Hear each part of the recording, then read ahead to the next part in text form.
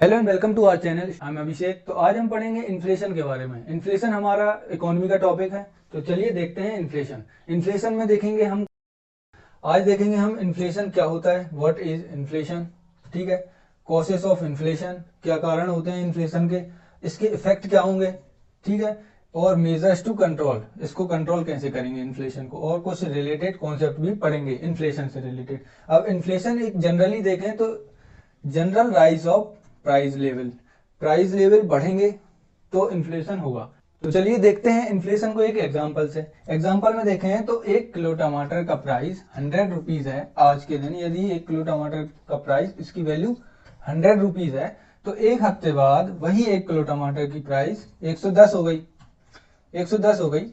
तो इसमें जो 10 रुपए का इंक्रीमेंट हुआ, 10 रुपए का जो बढ़ा प्राइस, तो इसमें क्या हो गया कि वही चीज 1 किलो टमाटर की वैल्यू कितनी थी पहले 100, अब वही 1 किलो टमाटर हम 110 रुपए में खरीद पा रहे हैं। तो ये पैसे की वैल्यू कम हो गई, 10 रुपए, 10 रुपए इसकी बढ़ गई। तो ठीक है, तो जो प्राइस लेवल बढ़ा है उसको बोलते हैं इन्फ्लेशन। तो चलिए अब देखते हैं इन्फ्लेशन की definition. Rise in general price level over a period of time, किसी एक टाइम इंटरवल के अंदर प्राइस का लेवल बढ़ जाता है, प्राइस लेवल इंक्रीज होता है, तो उसे बोलते हैं inflation. Decrease in the purchasing power of per unit of currency since each unit can now buy lesser amount of goods and services. अब पहले अभी बताया था कि 1 किलो टमाटर खरीदने के लिए 100 रुपए लग रहे थे, लेकिन कुछ टाइम बाद वही 1 किलो टमाटर खरीदने के लिए 110 रुपए चाहिए थे, ठीक है। अब क्या था कि यदि हमें 10 किलो टमाटर खरीदने हैं तो हमें कितने चाहिए, 1000 रुपए, ठीक है। लेकिन अब बाद में हमें वही 10 किलो टमाटर खरीदने के लिए कितने चाहिए, 1100 रुपए। तो ये क्या है, एक यूनिट को खरीदने की पर यूनिट ऑफ जो ये है कि now buy lesser amount of goods and service. अब 1100 रुपए में 11 किलो टमाटर खरीद सकते थे पहले, लेकिन अब कितने खरीद पा रहे हैं, 10 किलो। तो इसका जो इंक्रीज हो रहा है उसे बोलते हैं हम इन्फ्लेशन। तो चलिए अब देखते हैं causes of inflation. Causes of inflation में क्या है, कारण क्या क्या होते हैं इन्फ्लेशन के। एक तो डिमांड साइड से कारण होते हैं और एक सप्लाई साइड से। डिमांड साइड से देखें तो क्या होगा कि हमारे पास पैसे तो बहुत हैं, ठीक है, पैसे बहुत हैं, लेकिन गुड्स खरीदने के लिए उतनी क्वांटिटी में है नहीं। तो डिमांड जिसकी ज्यादा है लेकिन सप्लाई उतनी होगी नहीं, तो डिमांड ज्यादा रहेगी, तो डिमांड साइड से इन्फ्लेशन। देखते हैं इसके example. Increase in the population, population बढ़ेगी, डिमांड बढ़ेगी। ब्लैक मनी, पैसा ज्यादा होगा लोगों के पास, तो वो ज्यादा गुड्स खरीदने की सोचेंगे, तो ब्लैक मनी ज्यादा होगी तो इन्फ्लेशन बढ़ेगा। इंक्रीज इन मनी सप्लाई, पैसा ज्यादा, मनी की सप्लाई ज्यादा रहेगी तो ऑब्वियसली इन्फ्लेशन बढ़ेगा ही। इंक्रीज इन गवर्नमेंट एक्सपेंडिचर और रेवेन्यू, तो गवर्नमेंट यदि स्पेंडिंग करने लगे, गवर्नमेंट यदि डेवलपमेंट का काम करने लगे, तो मनी की सप्लाई बढ़ जाएगी, मनी की सप्लाई बढ़ेगी तो डिमांड ज्यादा होगी, ठीक है। Increase in foreign exchange reserve, foreign exchange reserve यदि बढ़ेगा तब भी डिमांड ज्यादा रहेगी, पैसे का जो भी इंक्रीज, सप्लाई ज्यादा हो जाएगी, ठीक है। Increase in foreign exchange reserve. Increase in income, wages and salary, income बढ़ेगी, सैलरी ज्यादा हो जाएगी, तो ज्यादा खरीदने की सोचेंगे, ठीक है। तो डिमांड साइड से ये देखते हैं। अब सप्लाई साइड से देखें तो सप्लाई में क्या रहेगा, कि सप्लाई तो रहेगी नहीं, ठीक है, सप्लाई रहेगी नहीं और डिमांड इसकी ज्यादा रहेगी। तो इसके एग्जांपल देखें तो इरेगुलर मॉनसून और शॉर्टफॉल ऑफ प्रोडक्शन। अब मॉनसून खराब हुआ या प्रोडक्शन सही से हुआ नहीं, तो डिमांड तो वही रहेगी, ठीक है, पैसा तो वही रहेगा, लेकिन कम कम गुड्स रहेंगे तो इसकी प्राइस ज्यादा हो जाएगी, ठीक है। वेस्टेज इन ट्रांसपोर्ट, ट्रांसपोर्ट में वेस्टेज होता है, उस वजह से भी होता है। होर्डिंग्स, कई लोग होर्डिंग्स लगा के रखते हैं, उसको इकट्ठा करके रखते हैं और जब प्राइस बढ़ जाते हैं तब उसको निकाल के बेचते हैं, ठीक है। ब्लैक मार्केटिंग, ब्लैक मार्केटिंग में अलग से, ठीक है। इंपोर्ट कॉस्ट फैक्टर, इंपोर्ट करने में जो भी कॉस्ट लगता है उसकी वजह से भी ज्यादा प्राइस बढ़ जाते हैं, ठीक है। एग्जांपल होगा इसके डिमांड साइड से और सप्लाई साइड से। अब देखते हैं इसके इफेक्ट, इससे क्या क्या प्रभाव पड़ेगा, ठीक है। इफेक्ट देखते हैं तो सबसे पहले इन्फ्लेशन इरोड परचेसिंग पावर, ठीक है। अब परचेसिंग पावर 100 रुपए में जो चीज खरीद सकते थे अब उसको 110 में खरीद रहे हैं, तो परचेसिंग पावर ऑफ करेंसी कम गई है, ठीक है, इन्फ्लेशन की वजह से। इम्पैक्ट लोअर इनकम कंज्यूमर, अब यदि टमाटर का प्राइस 100 रुपीज है और उसका प्राइस बढ़ के 120 हो गया है, तो इससे हाई इनकम कंज्यूमर को कोई फर्क नहीं पड़ेगा, वो 110 में 150 में भी ले सकते हैं। लेकिन लोअर इनकम कंज्यूमर जिनकी जिनकी देखें तो सैलरी ही 100 200 250 रुपए है, वो 120 के टमाटर कैसे खरीदेंगे? तो लोअर इनकम कंज्यूमर को इम्पैक्ट करेगी। रेसिस इंटरेस्ट रेट बढ़ेंगे, ठीक है। लेसर सेविंग, अब जब पैसा यहाँ खर्च हो गया खरीदने में, ये सब खरीदने में, तो सेविंग कैसे होगी, ठीक है। डैमेज टू एक्सपोर्ट कॉम्पिटेटिवनेस, अब एक्सपोर्ट कॉम्पिटेटिवनेस को डैमेज कैसे करेगा कि कोई चीज फॉरेन मार्केट में 10 रुपए की मिल रही है, हम भी 10 रुपए में एक्सपोर्ट कर रहे हैं और दूसरी कंट्री भी 10 में एक्सपोर्ट कर रही है, वहां पे 10 रुपए इसका प्राइस है। लेकिन हमारी जो इन्फ्लेशन बढ़ गई है, हमारी जो इन्फ्लेशन बढ़ने के बाद जो प्राइस लेवल है 10 रुपए का 15 हो गया। अब हम इसको एक्सपोर्ट करेंगे उसी मार्केट में, वही हमारी चीज 15 रुपए में मिलेगी और वहीं दूसरे मार्केट में जाके दूसरी जो कंट्री रहेगी उसको 10 रुपए में देगी। तो ऑब्वियसली कोई खरीदेगा तो वो 10 में खरीदेगा, 15 वाली चीज नहीं खरीदेगा, तो हमारा एक्सपोर्ट डैमेज होगा, ठीक है। Lift growth and employment in the short term, अब इन्फ्लेशन का ये है कि यदि 3 to 4% जनरली इन्फ्लेशन है इकोनॉमी में, तो इससे ये अंदाजा लगाया जाता है कि गवर्नमेंट पैसा इन्वेस्ट कर रही है, पैसा अपना खर्च कर रही है एम्प्लॉयमेंट में और ग्रोथ करने में, डेवलपमेंट करने में। तो ये 3 to 4% से ये शॉर्ट टर्म में ऐसा लगता है कि गवर्नमेंट स्पेंड कर रही है, इस वजह से 3 to 4% इन्फ्लेशन हो रहा है, ठीक है। ग्रेटर इनसर्टेनिटी और रिसेशन, कभी कभी ज्यादा इन्फ्लेशन बढ़ने से रिसेशन भी आ सकता है, ठीक है। गवर्नमेंट एम्प्लॉयमेंट और ग्रोथ सब डाउन हो सकता है। अब देखते हैं measures to control inflation. Government inflation को कंट्रोल करने के लिए क्या क्या इनिशिएटिव और क्या क्या मेजर्स उठाती है, ठीक है। मॉनेटरी मेजर्स में क्या होगा कि आरबीआई क्या होता है, इन्फ्लेशन जब बढ़ता है तो मनी की सप्लाई बढ़ जाती है, ठीक है। अब मनी की सप्लाई बढ़ गई है, इसको कम करने के लिए क्या करती है आरबीआई, गवर्नमेंट जो बॉन्ड होती हैं उनको बेचती है, किसको, बैंक्स को, ठीक है। अब बैंक्स को बेचेगी तो बैंक से बेचकर उससे पैसा कलेक्ट करेगी, मनी कलेक्ट करेगी, बल्क में मनी जाएगी यहाँ, तो मनी की सप्लाई कम हो जाएगी, मनी की सप्लाई कम होगी तो इन्फ्लेशन कम होगा, ठीक है। फिस्कल मेजर्स में क्या होता है, जो भी गवर्नमेंट रहती है, गवर्नमेंट टैक्स में चेंजेस कर देती है, ठीक है। टैक्स में, रेवेन्यू कलेक्शन में, इन सब में चेंजेस कर देती है इन्फ्लेशन कंट्रोल करने के लिए। ट्रेड मेजर्स, अब ट्रेड को भी देखती है कि ट्रेड में क्या क्या है, क्या क्या हो सकता है, उस पर भी काम करती है, ठीक है। एडमिनिस्ट्रेटिव मेजर्स, अब एडमिनिस्ट्रेटिव मेजर्स क्या होंगे, होर्डिंग और रेड, भाई देखेगी कि कहाँ पे होर्डिंग लोगों ने लगा के रखी है, वहां पे रेड करेगी, ठीक है। पीडीएस, पब्लिक डिस्ट्रीब्यूशन शॉप, ठीक है, यहाँ से गुड्स को पब्लिक तक पहुंचाएगी गवर्नमेंट, ठीक है। डायरेक्ट प्राइस कंट्रोल, कभी कभी कुछ केसेस में गवर्नमेंट डायरेक्ट प्राइस कंट्रोल कर सकती है, ठीक है। अब आगे देखते हैं इसके रिलेटेड कॉन्सेप्ट। ये कॉन्सेप्ट जो भी है ये डायरेक्टली एग्जाम में पूछे जाते हैं, डायरेक्टली डेफिनेशन लिख देंगे और पूछेंगे ये डेफिनेशन इसकी है कि नहीं, ठीक है। तो सबसे पहले देखते हैं डिफ्लेशन। अब डिफ्लेशन क्या है, deflation refers to a persistent fall in the general level of price, thus it is the opposite of inflation।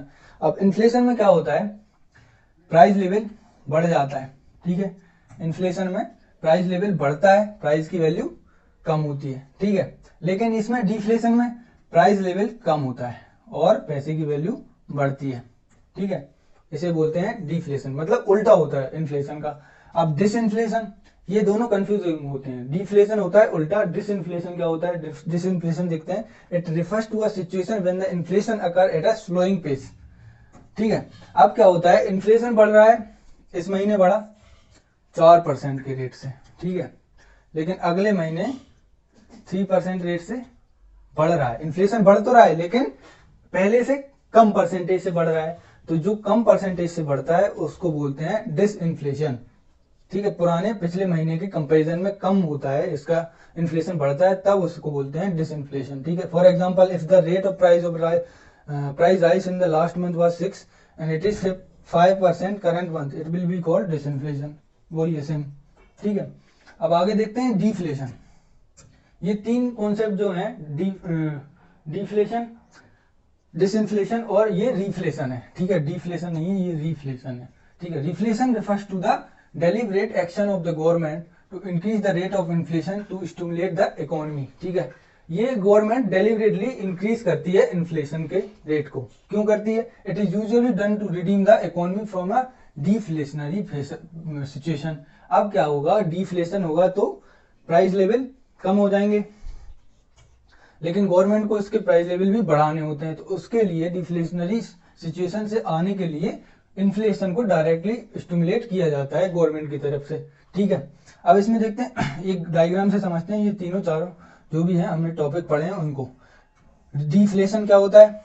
Generally inflation का अपोजिट होता है। यहाँ पे इन्फ्लेशन में क्या होता है, प्राइस लेवल बढ़ता है, यहाँ पे प्राइस लेवल कम होता है। ठीक है, और रिफ्लेशन क्या होता है, जो डिफ्लेशन में चले जाते हैं तो उससे ऊपर आने के लिए, उससे बाहर आने के लिए इन्फ्लेशन को बढ़ाते हैं, रिफ्लेशन करती है गवर्नमेंट।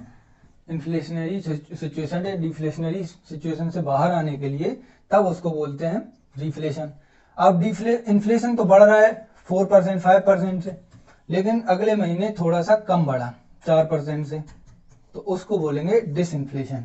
ठीक है, और ज्यादा ही कम गया, इन्फ्लेशन ज्यादा ही कम गया 2% से, तो इसको बोलेंगे डिफ्लेशन। ठीक है, अब देखते हैं नेक्स्ट कॉन्सेप्ट, हाइपर इन्फ्लेशन। समझ में ही आ रहा है, हाइपर है sudden rise in price level due to war और पॉलिटिकल इंस्टेबिलिटी। अब क्या होगा, अगर हमारा किसी कंट्री से, सपोज चाइना से वॉर हो रहा है, ठीक है, इंडिया, चाइना से इंडिया का वॉर हुआ, तो अब हमारे दोनों कंट्री के बीच में जो ट्रेड होगा, ठीक है, जो ट्रेड होगा वो कैंसिल हो जाएगा, ये इस पे बैन लग जाएंगे एक दूसरे की तरफ से। ठीक है, अब क्या होगा, यदि बैन लगेगा और बहुत सारी कंट्रीज और बैन लगा देती हैं, एक्सपोर्ट, हमारा इंपोर्ट एक्सपोर्ट कम जाएगा, तो हमारे यहाँ पर गुड्स की कमी हो जाएगी, गुड्स की सप्लाई डिमांड तो वही रहेगी, सप्लाई लेकिन कम हो जाएगी। अब सप्लाई कम होगी तो इसके प्राइस बढ़ जाएंगे। ठीक है, और वो बढ़ेंगे एकदम से, तो उसको बोलते हैं हाइपर इन्फ्लेशन।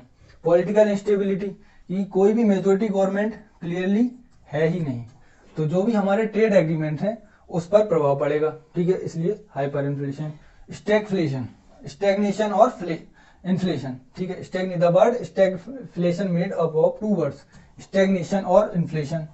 ठीक है, it refers to an economic situation in which both stagnation, that is very low economic growth, as well as price rise occur simultaneously. अब क्या होता है, इन्फ्लेशन में क्या होता है, प्राइस लेवल बढ़ते हैं, ठीक है, और ग्रोथ भी बढ़ती है। यदि इन्फ्लेशन 3 to 4%, ठीक है, या स्लो रेट से बढ़ रहा है, तो हम अज्यूम करते हैं कि गवर्नमेंट जो भी है एक्सपेंडिचर उसके बढ़ रहे हैं, स्पेंडिंग गवर्नमेंट की ज्यादा बढ़ रही है, जिससे क्या होगा, ग्रोथ हो रही है और एम्प्लॉयमेंट बढ़ रहा है और डेवलपमेंट हो रहा है। लेकिन क्या होगा, ये कौन सी स्टैगफ्लेशन, ये ऐसी सिचुएशन है, इसमें क्या होगा, ग्रोथ और एम्प्लॉयमेंट भी कमेगा और इन्फ्लेशन भी बढ़ेगा, तो इसको बोलते हैं stagflation.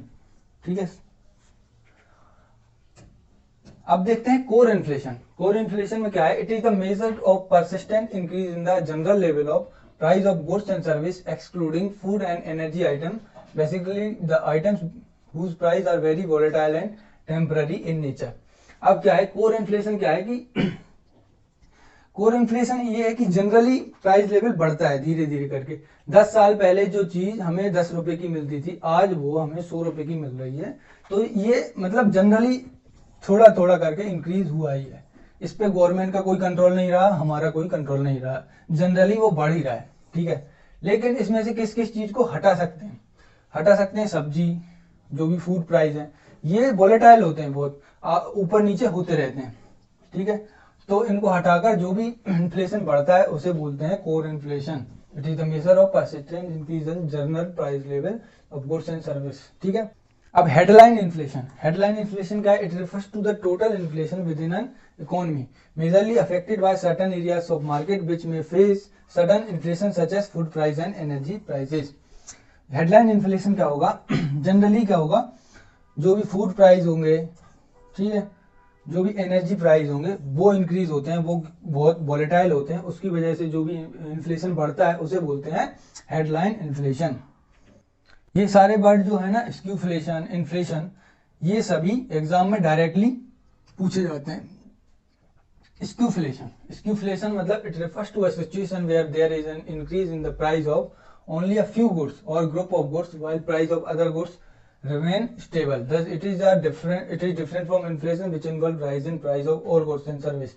In India, it holds true for food item. Skewflation एक ऐसी सिचुएशन है जिसमें क्या होगा, प्राइस लेवल बढ़ेंगे कुछ फ्यू गुड्स के और कुछ सिलेक्टेड गुड्स के जो भी प्राइस हैं वो बढ़ेंगे, उसको बोलते हैं स्क्यूफ्लेशन. इसमें इंडिया में कैसे है, फूड आइटम्स पे ये सही बैठता है. फूड आइटम्स में जो प्राइस होते हैं वो एकदम बढ़ते कमते रहते हैं. ठीक है. स्क्यूफ्लेशन. Egg inflation. ठीक है. एग इन्फ्लेशन मतलब increase in price of agricultural commodities. Agricultural commodities का जो भी प्राइस है वो बढ़ेगा तो उसे बोलते हैं एग इन्फ्लेशन. तो आज के टॉपिक में हमने पढ़ा इन्फ्लेशन के बारे में, इसके कारण क्या होते हैं, इसके कॉजेज क्या होते हैं, इफेक्ट क्या होते हैं इससे, और गवर्नमेंट क्या क्या मेजर्स उठाती है इसको कंट्रोल करने के लिए. ठीक है. और कुछ हमने जो भी रिलेटेड कॉन्सेप्ट थे उनको भी पढ़ा क्योंकि वो एग्जाम पर्सपेक्टिव से बहुत इंपॉर्टेंट होते हैं. ठीक है. तो आज की वीडियो में बस इतना ही. मिलते हैं नेक्स्ट वीडियो में. जय हिंद. Thank you.